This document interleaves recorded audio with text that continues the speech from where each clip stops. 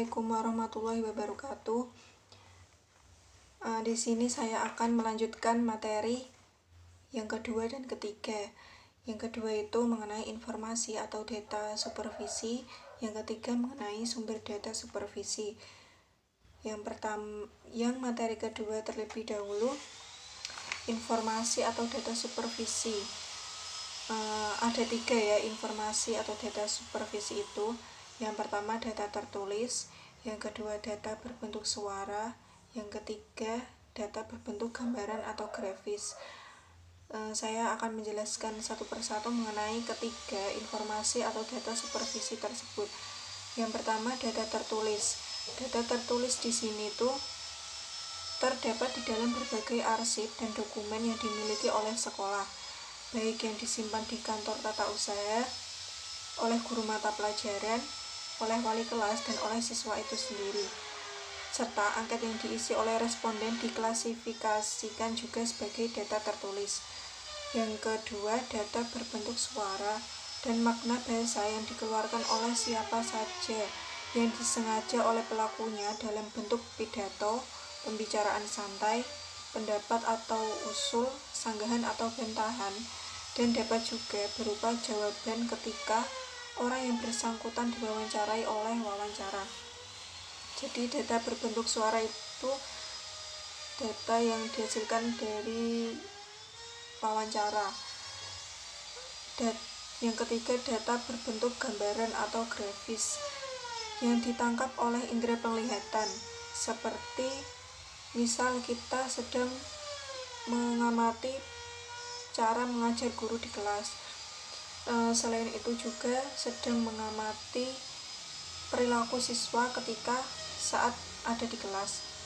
Gambaran benda mati contohnya itu seperti suasana buku yang ada di perpustakaan dan seperti alat-alat yang tertata di laboratorium. Gerak benda mati misalnya film, kerja komputer, kinerja mikroskop, dan lain sebagainya. Untuk materi yang ketiga mengenai sumber data supervisi. Sumber data supervisi ini sering disebut juga dengan sasaran supervisi. Istilah sumber data itu menunjuk pada tempat di mana dan data dapat diambil. Dan secara garis besar, sasaran tentang sumber data dapat dibedakan menjadi tiga bentuk, yaitu orang yang diwawancarai atau didengar suaranya, meskipun pendengar tidak selalu yang diajak berbicara. Yang kedua, dokumen, yang dicermati isi kandungan yang tertulis dalam benda yang bersangkutan. Dan yang ketiga, tempat atau lokasi, di mana terletak benda, orang, atau apa saja yang langsung diamati dengan indera penglihatan. Untuk mengingat ketiga sumber data tersebut, dalam bahasa Inggris disebutkan ada kata yang pertama itu person, yang artinya orang, yang dapat digali informasinya lewat angket atau wawancara. Yang kedua paper, dokumen, yang dapat digali informasinya dengan pencermatan. Dan place, artinya itu tempat, yang dapat digali informasinya hanya dengan pengamatan secara terprogram dan sistematis. Mengenai penjelasannya, yang pertama orang atau personel, yaitu data yang mungkin diambil dari sumber yang berupa orang, yaitu manusia, adalah data yang berupa informasi, penjelasan, uraian, pendapat atau usul dan saran mengenai kegiatan pembelajaran yang sudah dan sedang berlangsung. Dapat juga informasi tersebut berkenaan dengan kelanjutan dari kegiatan yang sedang terlaksana atau kegiatan sebelumnya sebagai rangkaian kegiatan sepenuhnya. Data dari orang hanya dapat digali melalui wawancara atau berupa jawaban lisan atau angket jawaban tertulis.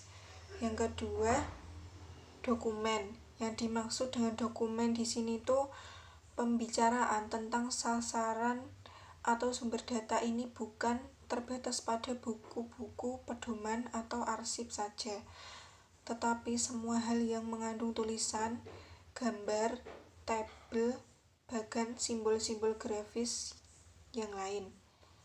Kadang dalam hal tertentu, data yang berasal dari dokumen ini justru lebih dapat dipercaya karena merupakan catatan yang sudah lama.